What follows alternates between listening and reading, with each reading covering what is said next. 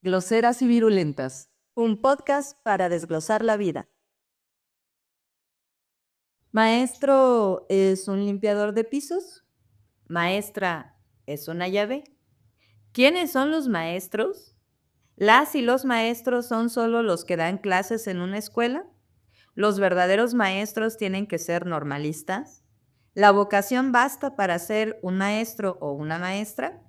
¿Vale la pena ser maestro hoy en día?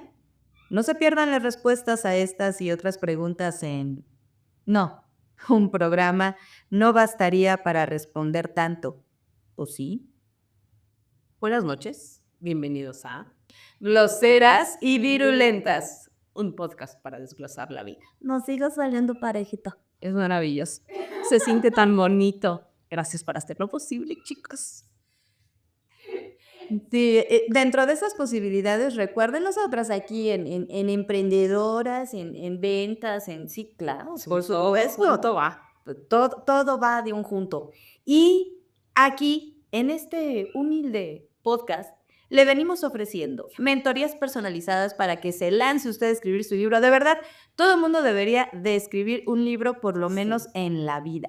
Definitivamente. Usted lo puede hacer si no sabe por dónde empezar, pero tiene como la idea. Mándenme un mensajito a mis redes sociales y verán ustedes la gran posibilidad que tienen para escribir su libro. Láncense. También en mis redes sociales tengo ahí cursos publicados que vamos a estar desarrollando a lo largo del año.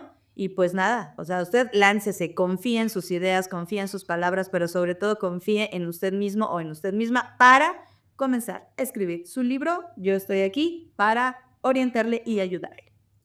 Y si la cuestión empieza por necesitar expresar todo lo que lleva usted dentro y no encuentra una verdadera escucha, que le comprenda, que no le juzgue, que simplemente le escuche, su servilleta lo puede hacer. Eso es todo.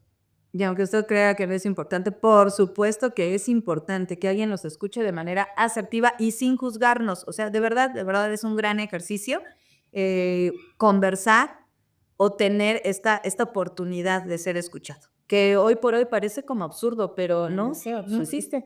Y tanta necesidad hay de expresarnos, pues que estamos aquí, todo el mundo tiene su podcast, su canal, su TikTok, ay, ya dije la palabra. Bueno, No, casi todos, aquí todos necesitamos expresar, entonces anímense. Y si quieren ustedes hacer realidad un podcast como este o tener una idea así como cómo subo contenido de manera profesional a mis redes, por ejemplo, pues aquí está Galilea Marcelino en sus redes Gali Marcellanos y también nuestro queridísimo Gonzalo Delgado, porque pues ellos están haciendo posible esta segunda temporada de Groseras y Virulentas, así como nos ven ya juntas y no como en la primera temporada, que dicho sea de paso, vaya usted a ver pues como huevera docenera, ¿no? O sea, los 12 episodios de nuestra primera temporada, que tal vez estuvo bien chida y pues es la Consen, porque pues comenzó, ¿no? Comenzó con este sueño que ahora estamos en esta segunda temporada.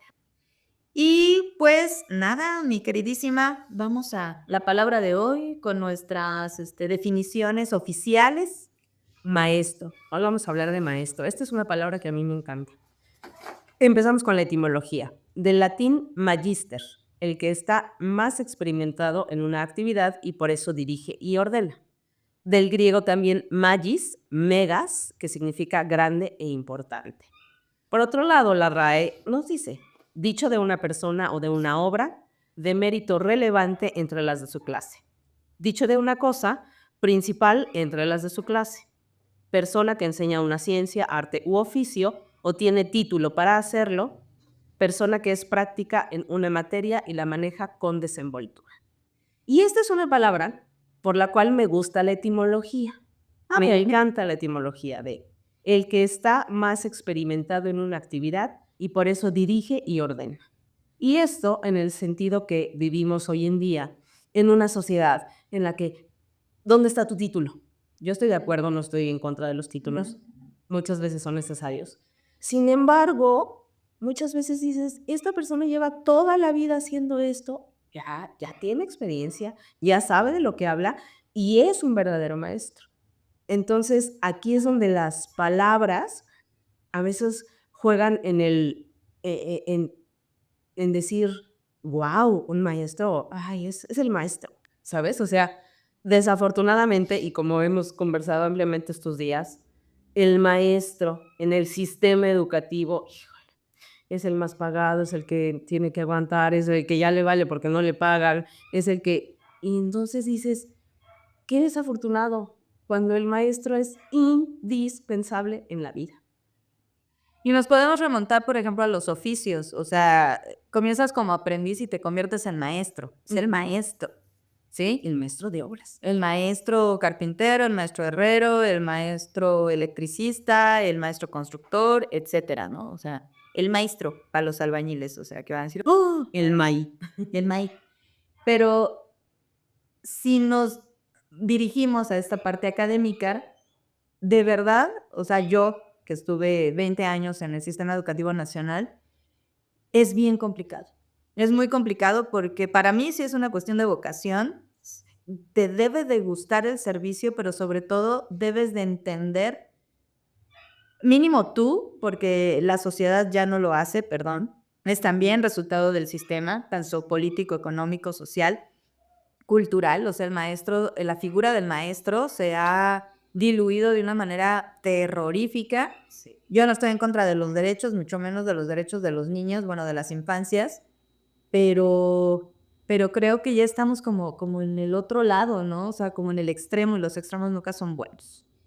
Y ser maestro, ahora lo digo yo que estuve dentro de un, pues de un contexto magisterial, no todos, o sea, eran maestros. Para mí no todas las personas con los que conviví, no todos los docentes con los que conviví merecían ese título, ¿saben? O sea, yo salí por piernas, o sea, decidí decirle al sistema educativo, ahí están tus Barbies, ya no juego. Sí. Justo porque en primera se convirtió en una actividad de alto riesgo. Estábamos en ese entonces, creo que ahora está peor, en un grado de vulnerabilidad histórico. O sea, el maestro se convirtió, el que estaba comprometido, el que quería verdaderamente enseñar sus conocimientos a las nuevas generaciones, en alguien que no era querido, se exigía.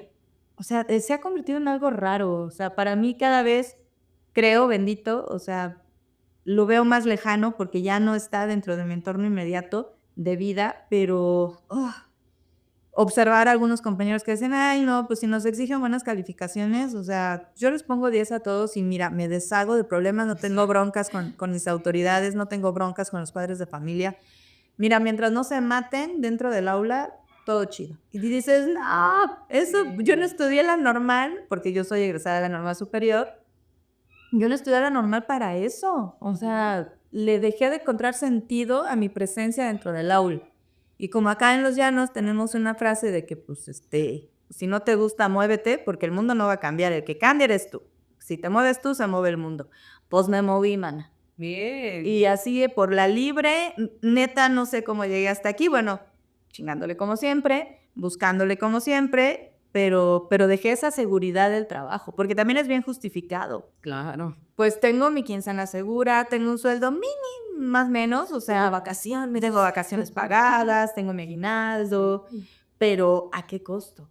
Porque a la fecha sigo teniendo noticias de compañeras y compañeros que son tremendamente desgraciados e infelices, pero que no se atreven a dejar el magisterio por esa seguridad. Pero el costo sí creo que es muy alto. No sé, ¿usted qué opina? Coincido totalmente contigo y la verdad es que me encanta tu historia. Me encanta tu historia de en el sistema crecí y el sistema me escupió.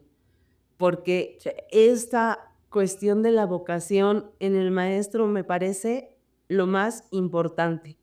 Ciertamente encuentras ya que son maestros, por ejemplo, del sistema de plazas heredadas, ¿no? Y entonces dices, pues ya es lo que toca. Pues porque mi mamá, porque mi tía, porque mi abuelita me la dejó y entonces voy a seguir. Pero entonces viven a ese filo de, pues lo mínimo indispensable para que no tenga problemas con tal, para que cumpla el programa, para que esto, para que el otro. Y se te olvida que el que está del otro lado está absorbiendo de ti absolutamente todo eso que tú le das en frente del aula. Por otro lado, fíjate que aquí entre la señora y yo ya llevamos un rato de convivencia a raíz de groseras y violentas y me encantó haber coincidido con este par de amigas tuyas en el que el común denominador era maestras, ¿no? Y es de esas facetas como que se me olvidan de mi propia vida. Yes, ok.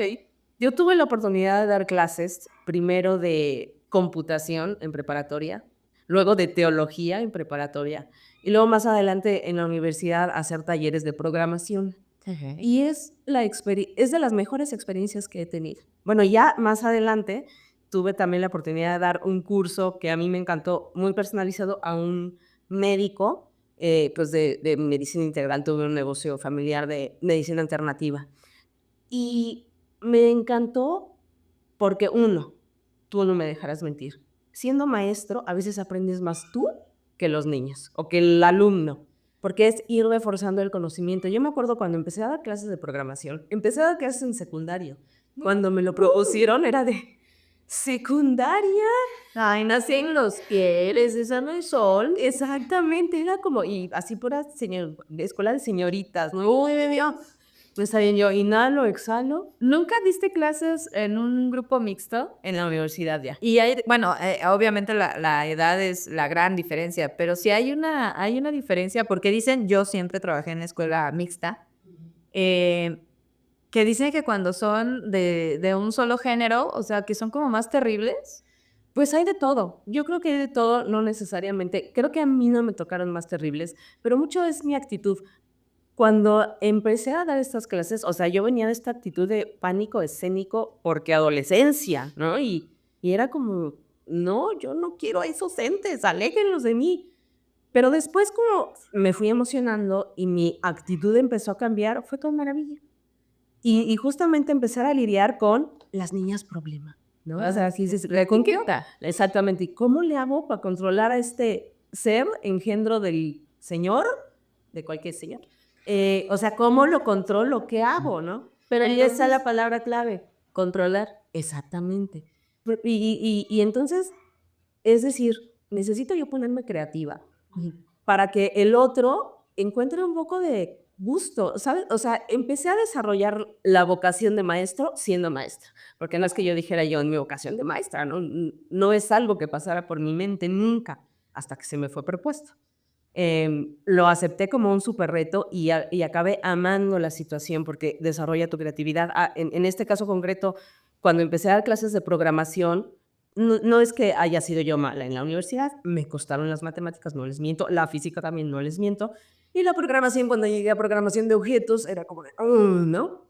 Pero entonces empecé a dar clases y dije, mira, esto qué fácil era, y a mí qué es difícil, ¿sabes?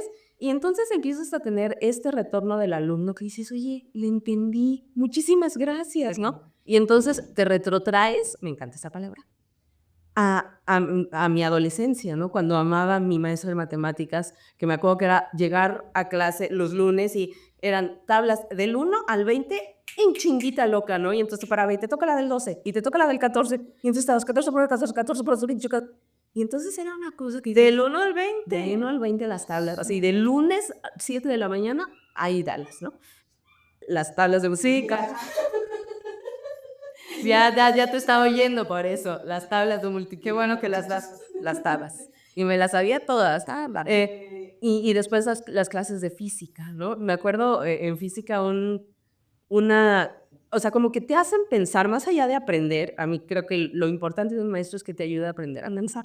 Tenía una gripa así, pero de la cachetada de esos pues, que no puedes ni con tu vida. Y entonces te ponía un problema de física para solucionarlo y la primera que lo resolvía pasaba al pizarrón a explicarlo al resto del grupo. Y así yo mocos y dolor de cabeza y todo. Y yo dije, pues, ¿cómo le hago? Entonces agarré, dibujé mi onda y así de cuadrito 1, 2, le conté a ver 1, 2, 3, 4, sí, pues debe ser esto, ¿no? Y dije, ay, pues ya no voy a entregar. Y fui la única que le atinó. Y yo, ay, mira, sí le entendí. O sea, es como te empiezas a dar cuenta que la vida se trata un poco de entenderla y de inferirle, ¿sabes? Es como cuando jugamos maratón. Pero ahora se hizo. Ay, no, maratón es un juego de preguntas y respuestas de todo género que no a mucha gente le gusta, ¿no? Y aquí la señora y yo coincidíamos en que muchas veces no es saber todo, es simplemente inferir. Y eso solo te lo enseña un maestro que tiene paciencia, que te muestra cómo son las posibilidades y que te ayuda a que la ardilla camine, que suba y que baje, y que vaya y que regrese. Más allá de, a ver, apréndete esto, ¿no? Como las tablas de multiplicar, que también me sirvieron. Pero entonces, cuando yo fui maestra, empecé a hacer este ejercicio de ir con el conocimiento, regresarlo, después ponerte creativa para que le contagies al otro. Y al final te das cuenta que tu método o lo que estás haciendo funciona. Y que te agradece el chiquitín, el adolescente. Y dices, ay, qué bonito, que lo estoy haciendo bien, ¿no? Así como ahorita nos dijeron hace rato que estaban autoterapiándose los productores y dijimos, qué bonito, lo estamos haciendo bien y con eso se paga el podcast. Claro. Es con una actitud de vida, ¿no? Y para mí es parte que ya después lo diré en la definición, es parte de saber inspirar al otro. Y que cuando lo tomas con responsabilidad de decir, hay una persona del otro lado escuchándome, hay una persona del otro lado queriendo hacer la tarea, pues a lo mejor sí para sacarse 10, ¿no? A lo mejor sí para ganarse la centésima, disculpen ustedes. Pero dices, lo estás moviendo, lo estás estimulando y eso se convierte en algo maravilloso y entonces encuentras la vocación de maestro porque te enfocas en otro ser humano, no en sacar el programa, ajustarle a no sé quién, no sé cuánto, cumplir el horario, etcétera, etcétera. Y yo la verdad es que aquí quiero que nos cuentes unas de estas anécdotas que hemos venido hablando sobre el teatro. Esta, pues no sé, una de tantas que tienes, que dices, ¿cómo los alumnos logran totalmente engancharse y abren, en este caso, todo un panorama al arte? No sé, yo, por ejemplo, lo abrí a las matemáticas o a la programación, que a veces son materias como que todo el mundo odia, ¿no? Y yo recuerdo que una de mis alumnas, no problema, ¿no? Porque generalmente estos alumnos problemas son los inteligentes, los inquietos, los que sobresalen porque les queda corto el maestro, ¿no? Sí. Y entonces que llegue un alumno de estos y te diga, oye, ¿en serio pude aprender contigo? Y que veas que era el más guerroso de todo y que te traiga este regreso, dices, ay, qué bonito. Entonces, eso en mi campo de matemáticas, pero en el campo del arte me parece grandioso. A veces hacer leer a una criatura que se emocione y que se atreva a hacer algo que nunca jamás. Cuéntanos una anécdota de tus maestras. Ay, no, bueno, ahorita que decías de los niños problema, ¿no? Que de entrada los etiquetamos, ¿sí? Y ustedes no saben, pero pues obviamente en las juntas, pues luego nos pasamos recomendados. Y digo pasamos entre comillas, porque honestamente ya pasaron muchos años, no recuerdo si yo también hacía mi lista de recomendaciones de, híjole, pues amigo, date cuenta que este chico, o sea, pues te tienes que poner al tiro porque te va a dar 3 vueltas, si no es que 4. Recuerdo, a mí algo que no me gustaba de mi labor docente era que me dejaran el concurso de poesía coral. No me gustaba. Poesía coral. Poesía coral, a mí no me gustaba. Aunque tiene sus dejos teatrales, no era algo que me gusta. Sin embargo, pues es algo que aprendes a hacer. Si no es que lo sepas, lo aprendes a hacer. Y pues a mí las letras me gustan, la poesía no es del género que se lo venga manejando así. O sea, yo soy más de narrativa y dramaturgia. Pero a él le sale la poesía. Sí, le sale, la verdad. Pero cuando me dejan en ese ciclo escolar, el concurso, o sea, ser la responsable del concurso de poesía coral, y dije, estar sacando niños de cada grupo. No, voy a trabajar con un solo grupo. Y en ese grupo había 2 líderes, porque para mí, o sea, más que niños problema, son líderes, o sea, y el chiste es que te ganes al líder. Exacto. Que seas así como compita de líder, ¿no? O sea, porque ya con eso... Exactamente, tienes que hacerse compita, sí. Ya con eso ya la tenías, la mitad ya la tenías, pero ganada. Entonces, me acuerdo mucho de Gerardo y de Samuel.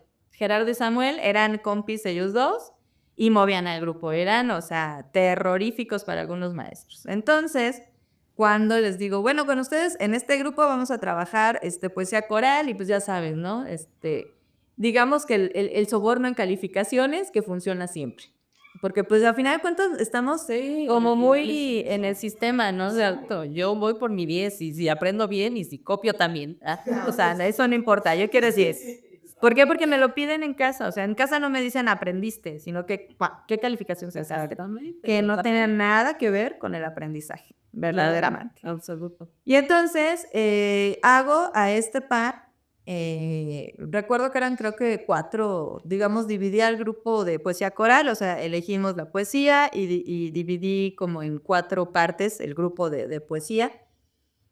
Y los líderes de un grupo, pues eran ellos 2, eran 2 grupillos, X, o sea, 2 más. Y fue muy divertido, en primera darles la noticia, ¿no? O sea, ¿saben qué? O sea, ustedes van a ser los que se van a hacer responsables de sus compañeros. Así. ¡Hala! O sea, pero por supuesto que lo pueden hacer, o sea, por favor, si mueven a medio grupo, que no puedan mover hacia sus compañeros, o sea, y eran los líderes y los que estaban enfrente y los que tenían una parte individual, pero también en la colectiva, o sea, hicimos un trabajo. Y un día se me ocurre, porque pues la señorita de las ocurrencias, o sea, les dije, bueno, pues entonces yo voy a quedar en el primer piso de la secundaria y los voy a ver, o sea, una vez que bajen a receso, los quiero ver, porque salían creo que de 4 puntos, y los quiero ver, que se abran espacio, porque eso les va a dar presencia escénica. O sea, a final de cuentas la poesía coral es algo escénico. Entonces, o sea, los quiero ver que sus compañeros, hasta que andan ellos en el jolgorio del receso, abran su espacio. Entonces, con su carita así de, es que no vamos a poder, ¿qué es eso? Y no vas a echar relajo, mamá, y no me importa. O sea, ya habíamos ensayado, ya teníamos el trazo, ya teníamos la memoria, o sea, todo, ¿no? Y no, o sea, yo los quiero ver y los voy a estar viendo o sea, mi vista era. Sí, pero por supuesto no había de estos chunches que vuelan ahora, Drones. los drones, pero yo era un dron así de 2 patas, ¿no? Entonces yo ahí los estaba observando, se empezaron a colocar, avisé a mis autoridades porque luego se paniquean, o sea, cuando haces cosas diferentes. Exactamente, te está saliendo del ¿Qué sistema. miedo les da? Y dices, güey, pero bueno. En fin, el punto, y además era volumen, o sea, yo los tenía que escuchar. Y casi tenían que callar a todos, ¿no? O sea, tenían que estar por arriba de la media, ¿no? Del volumen del patio. ¡Guau! O sea, lo lograron.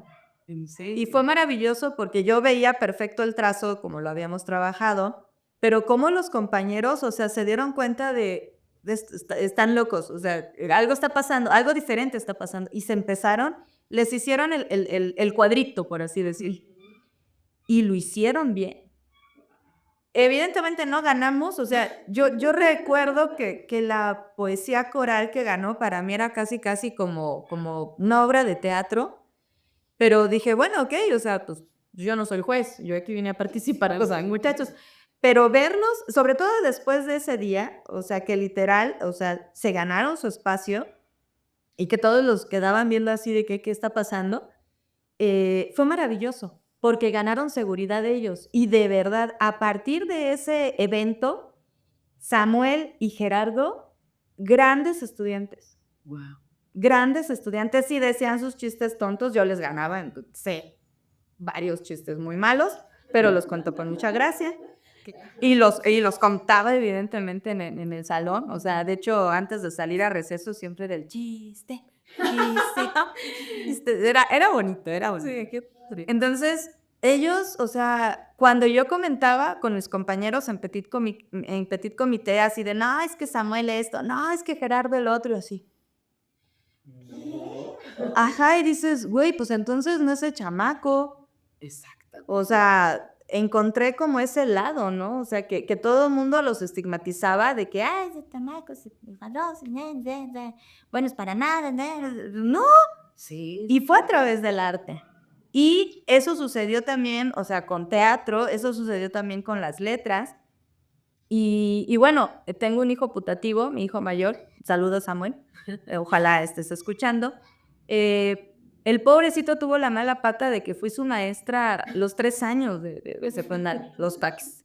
Y él era muy inquieto, muy inquieto. Y siempre traíamos pique porque yo nada más por llevar la contraria decía que le iba a Chivas. Yo ni fútbol veo, ni fútbol veo. Pero era muy padre porque pues nadie en su sano juicio en Ciudad de México le va a las Chivas abiertamente, pero yo tenía un coto de poder, entonces pues tejones porque ardillas no había, ¿no? Y él le iba, oye, y le sigue yendo, Dios, o sea, ya tienes edad, dijo, ya tienes edad, cambia, buscó al Necaxa. Digo, Pues entonces, era un juego y todos se callaban, porque cuando era la liga y la liguilla, todos se callaban cuando entraba porque era a ver, se van a dar su quien vive, ¿no? Y siempre se enojaba porque, bueno, hasta hace algunos años me decía, es que nunca te he podido dejar callada. Y yo, pues obvio, ¿no? O sea, discúlpame, pero perdóname. pero no es la mía, está callada. Y a este pequeño niño, o sea, porque además entró pequeño a la secundaria, creo que llegó a cumplir 12 años, o sea, cuando entró a primero. Este pequeño niño me lo llevé al concurso de cuento. O sea, secundarias técnicas tenía concursos varios, entre ellos el de cuento. Y recuerdo que nos fuimos en el camioncito, pues la maestra con el estudiante, y le digo, realmente no platicábamos, o sea, más bien era como el quien vive, porque también era muy inquieto. Entonces, cuando ya tuvimos que irnos, no recuerdo hasta qué secundaria, pero teníamos que irnos en el transporte un buen rato, le dije, oiga, ¿y usted qué va a estudiar? Y me dice, ingeniería mecánica. Y me le quedo viendo, y digo, va a ser usted un ingeniero muy poético. Y me echó una mirada de odio, divertidísima, porque se me quedó viendo y dice, no, es que yo voy a ser ingeniero. Por eso va a ser usted un ingeniero poético, muy poético. Ergo, yo traigo esa palabrita, ergo, pero no es albur, no es albur. Luego entonces, Tenemos un español hermoso, usémoslo. uno de los días que ya cuando hicimos como una relación, o sea, más cercana, cuando él sale ya de la secundaria, me dice, entro a la prepa, él es un orgulloso pumita, entra a la prepa y me dice, ya tengo que elegir en el tercer año, ¿no? El área. Le digo, ok. Y me dice, te tengo que comunicar algo, madre. Y yo, ¿qué pasó? Sí, me dice, me voy a ir a área 4. Y yo, maravilloso. ¿Qué es área 4? Pues para que no sé, porque yo soy normalista, muchachos, y estudié la preparatoria en el Estado de México, entonces todavía no había eso. Y me dice, pues humanidades. Digo, ¿ahora? Pues ingeniero poético, ¿no dijiste? Y me dice, voy a estudiar letras. Dice, ya es por ti. Yo, y casi lloro. Hoy es un hermoso librero, o sea, estoy muy orgullosa de él. Creo que está en un ambiente que le permite, además, ha aprendido muchas cosas, no solamente cuestiones de libros.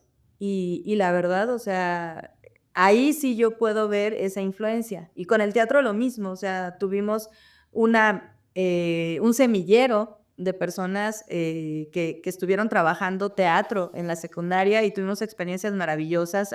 No sé si exista todavía un concurso que auspicia o se unen el Instituto Nacional de Bellas Artes y Literatura, no sé por qué es y literatura, digamos, fueras una bella arte, pero bueno, el INVAL y la Secretaría de Educación Pública, pero educación media específica en Ciudad de México, educación básica, secundaria específicamente.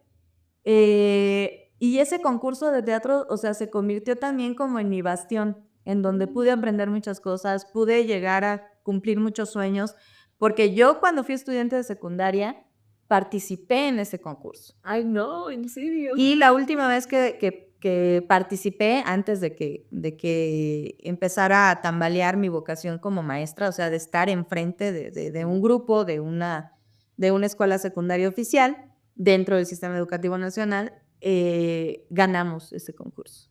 Wow. La última vez, o sea, tuvimos esa gran experiencia.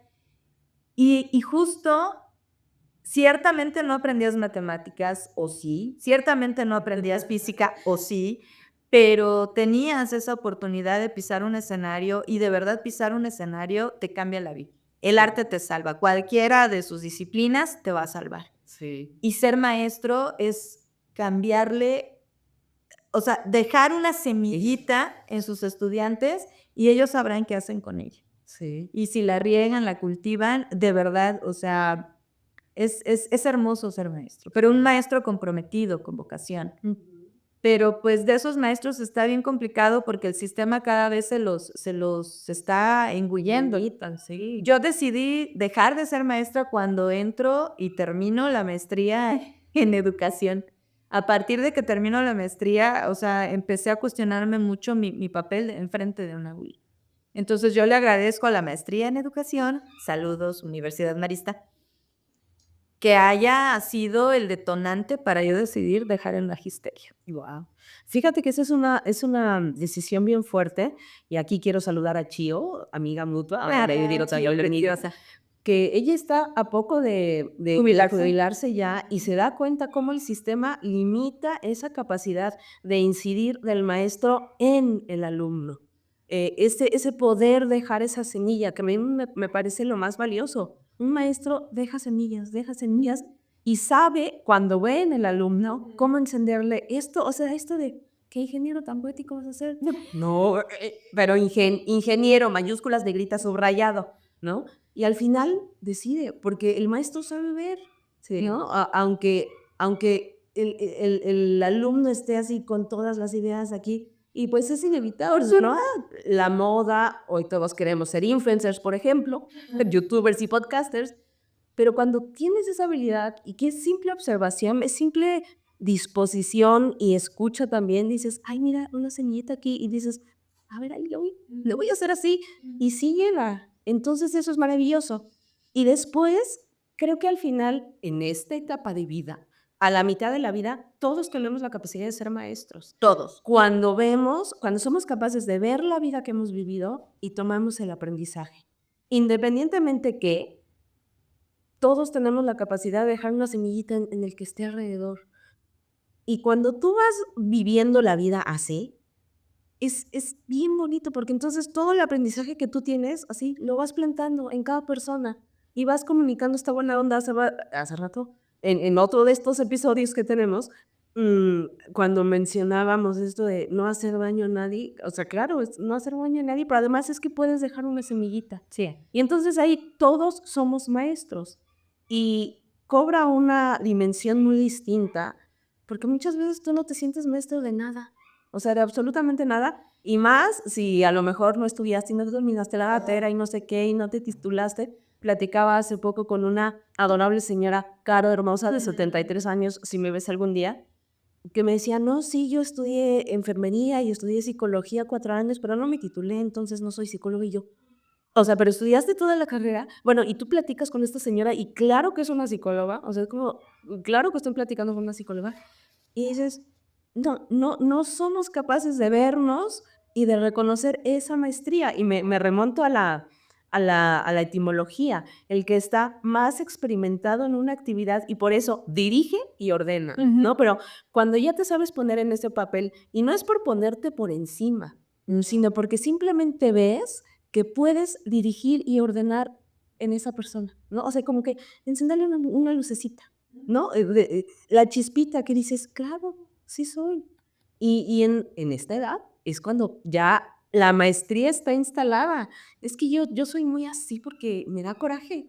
Me da coraje irte encontrando con gente tan docta y sabia que todavía requiere ir a aprender a la escuela para que le digan cómo es, a qué hora. Cuando dices, mijita, tú me das clases 20 veces. Pero es que tiene que ver con la autovalidación y la validación del sistema, porque al final de Claro. cuentas estamos en un sistema. Por ejemplo, si tu intención es dar clases formales, o sea, dentro del sistema educativo, pues forzosamente va a suceder esto. O sea, tienes que sacar un título, tienes que certificarte, X, Y, Z. Pero a mí me pasa. Ahora que con las mentorías, o sea, uní lo mejor de dos mundos. O sea, esta parte de habilidad y de vocación en dar clases, porque ustedes, gente, a lo mejor dicen, ay, pues sí, nomás se la pasa como platicando en sus cursos. No, hago mi diseño, o sea, y me preocupa y me ocupa. Hago mi diseño. Hace esto por cada una de sus creaciones. ¿De qué les voy a dar? O sea, ¿cuál va a ser el ejercicio? ¿Cuál es la metodología que para mí, perdón, maestros de pedagogía, pero metodología es una palabra muy grande, pero sí hay un método. Exactamente. Y lo hago. con las letras. Entonces, para mí es maravilloso que tenga yo lo mejor de dos mundos. O sea, es una bendición saber de qué va esto de la mayéutica y también esto de la escritura, porque justo, y lo he tenido muy cercano, o sea, sí he sentido, y juro que no me gusta hacerme la víctima, pero de pronto sí es como, bueno, es que tú no estudiaste, tú nada más escribes y no tienes un doctorado en letras o no tienes una maestría en o sea, XY, que tiene que ver con el lenguaje.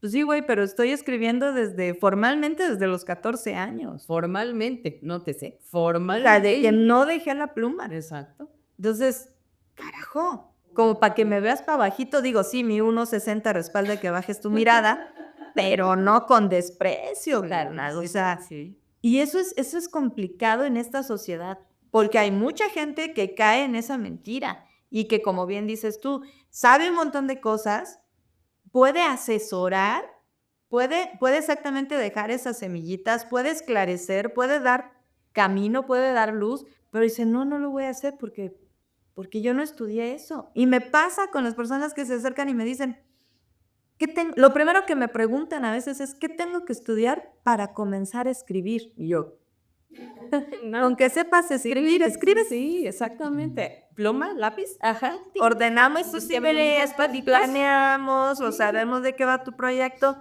Y cuando descubren, o sea, no manches, o sea, de verdad cambia la persona. Sí, totalmente. Fíjate que yo tuve una experiencia similar y voy a súper recortar. Resumir, no recortar.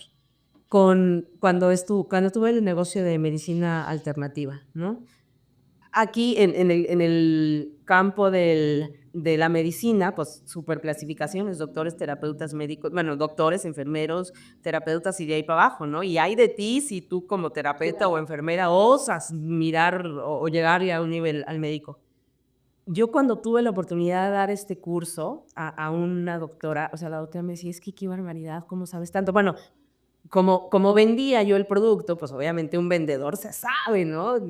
Pero además yo le aprendí, la verdad, muchísimo de la biología, la medicina, me gustó mucho y me metí a estudiar por puro gusto. Entonces los médicos pensaban que yo era médico, ¿no? O los pacientes pensaban que yo era médico y yo no espérese porque ni a terapeuta llego todavía. Pero a lo que voy es, cuando tú tienes esta capacidad de observar, no es solamente una capacidad intelectual, sino de poder transmitir esto que ya tienes dentro. Y obviamente en el campo de la medicina digo, si en el campo de la academia es muy difícil, en el campo de la medicina muchísimo Bueno, más. así lo sé. Pero es justamente, a veces nos limitamos tanto por ese sistema o por ese no tener un título, por ese que dices, híjole, o sea, perdemos demasiado,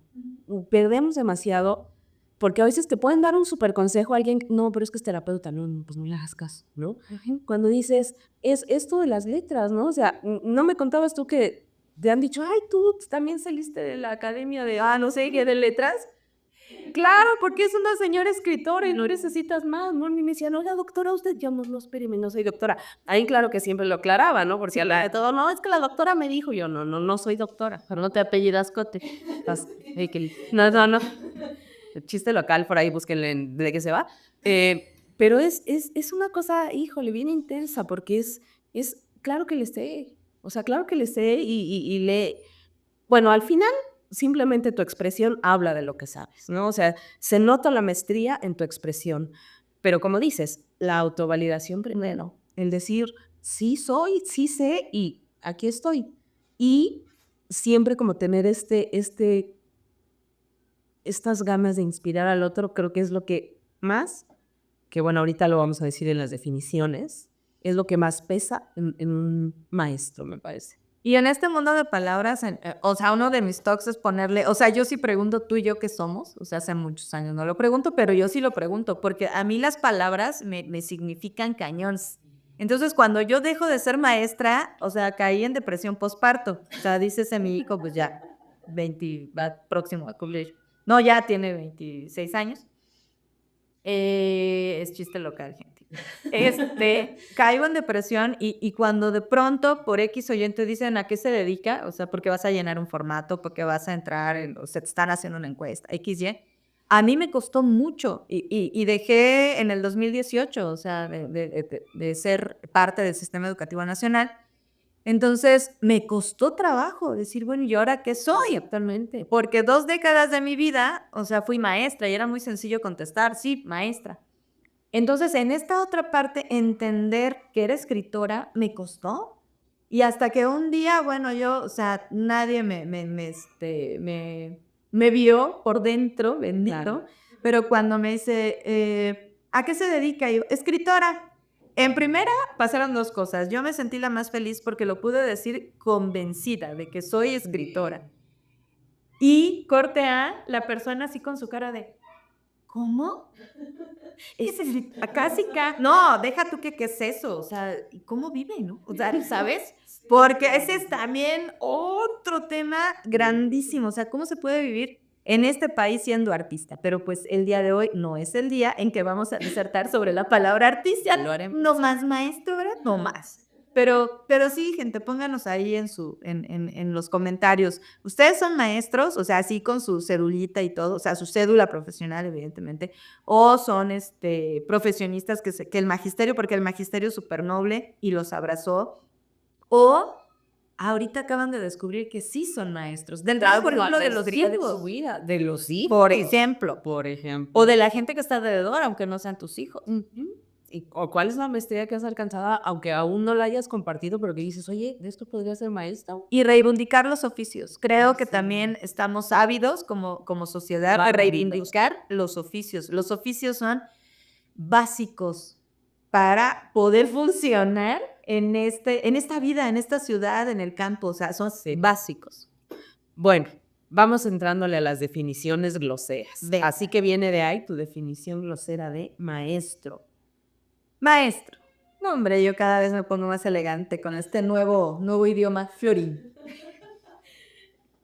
Del florín romano, maestra.